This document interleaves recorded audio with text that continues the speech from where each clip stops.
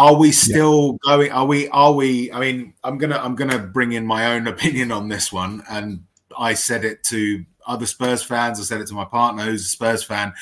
I've said I don't see Postecoglou lasting beyond the end, lasting beyond next season. I believe he will be given the next season, and then after that, the season after, sorry, he will be gone, because I don't see any noise that suggests that the hierarchy at Tottenham Hotspur is interested in change.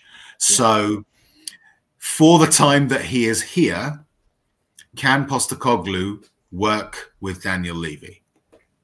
Dan? It's the biggest question that we're all going to find out. No one knows just yet. I mean, based on history, Daniel Levy can't work with anyone, right? It's why we haven't won. We've won one trophy in 24 years, right? He consistently tries to control every decision that is made in the club, and consistently doesn't let the people he employs to do their jobs do their actual jobs they're paid to do. All right, it's like. It's the most stupid thing. Like, what's the point in hiring people, wasting the money of the club, if you're going to try and tell director of football, actually, no, I don't want to sign that player, or actually, you need to play Soldado to keep his value up, and it's just ridiculous. It's like, come on, man.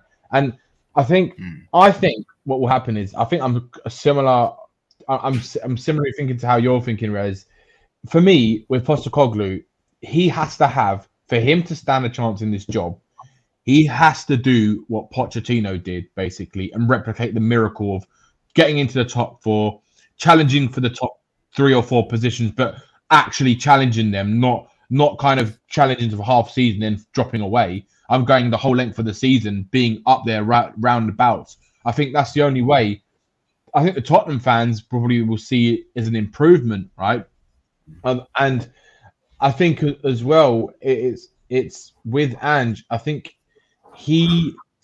what will happen is, I think for the first year or two summer windows, so this summer, next summer, I think there'll be a lot of maybe leniency towards giving Ange what he wants, because he's trying to build the foundations of this club now. So I don't think he's going to need a higher caliber of player to try and get to that next level.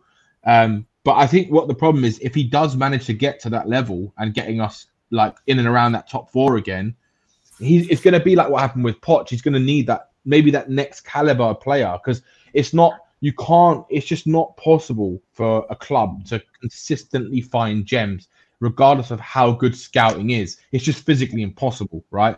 You're always going to get 1 or 2 players that doesn't work out, right?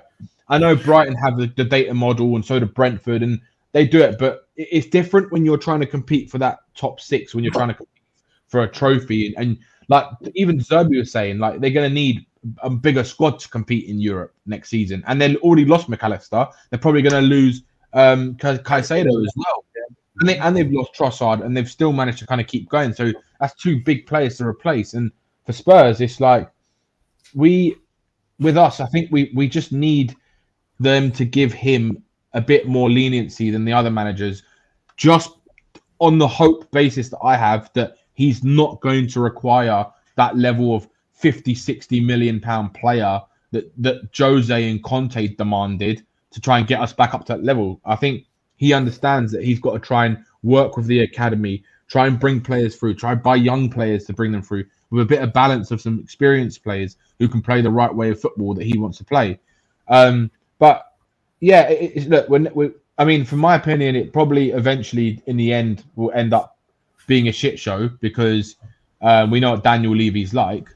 But I think for the first 2 years, I think we'll definitely see some improvements, as long as they don't sack him 10 games in. Because if they and when that happens, I say when, let's be generous and say if that happens, Brains, do we really believe that it will come out? Because, 3 letters, NDA. Yeah, of course. Are they really is Postecoglou the type to pass up his payout? Because I think we're still paying out for managers that we've sacked. Will he sacrifice his payout in order to speak the truth, or will he go quietly into the night like so many others before him? And also NDAs go two ways, because sometimes the NDAs also protect the manager from blow-ups that he has in the dressing rooms and stuff as well. So, you know, just recently, Simon Jordan said that he said to Daniel Levy when Conte had a blow-up, and he said, "What are you going to do about that?" And he said that Daniel Levy said to him, "I'm not having anything to do with it. I'm just going to leave it and see. You know, he's our best chance of getting top 4." Yeah. And then Conte just walked out. Now, obviously, to protect Conte, the NDA protects him from that ever coming out. You know, was it Conte who walked, or was it Levy who fired him? You know, so like it goes both ways. But I obviously think the other way. I'm just kind of trying to provide a nuance. Back and forth, but I do think to provide that kind of other side of it is that I honestly think that the biggest challenge in Postecoglou's career here is not making Spurs do well, even getting Spurs to win a League Cup. I don't think that's his biggest challenge. His biggest challenge is dealing with Daniel Levy. Never throughout his career he had a egomaniacal maniac who's just this is the way we work. This is, you know, don't play him, or I think I've had a chat with him. I think we need to, you know, this player's got to be in the shop window. He needs more minutes. Ange is not that guy. Like, he will die on a sword if Levy tries to tell him things. Like, he will just no. The flip side of that is that Levy does know that he can't. One, he can work with what he's doing at the start.